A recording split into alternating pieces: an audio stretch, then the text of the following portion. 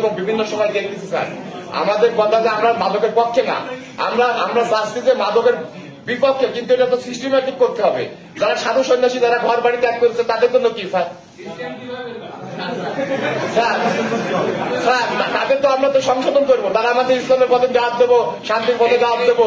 আপনার নাম কি? স্যার আমার নাম মুস্তাফিজুর রহমান। মুস্তাফিজুর রহমান। জি স্যার। আপনি মাদকের কথা বলতেছেন তো ডিস্ট্রিক্ট ম্যাজিস্ট্রেটের সামনে বসে। স্যার এটা তো আমাদের আলোচনা করবো স্যার। এটা না এটা যে কত বড় ধৃষ্টতা, ঠিক আছে? আপনি বুঝতে পারছেন, আপনি অ্যাডভোকেট। জি স্যার, এটা গণতান্ত্রিক দেশে আপনি কিসের অ্যাডভোকেটই করছেন? স্যার আমি সিটাং ইউনিভার্সিটি থেকে পড়াশোনা করছি, এলএলবি এলএলএম। আপনি জানেন না যে ডিস্ট্রিক্ট ম্যাজিস্ট্রেটের সামনে বসে আপনি একটা গুরুতর বিষয় কথা বলতেছেন, এইটু সেন্স তো আপনার নাই। হ্যাঁ,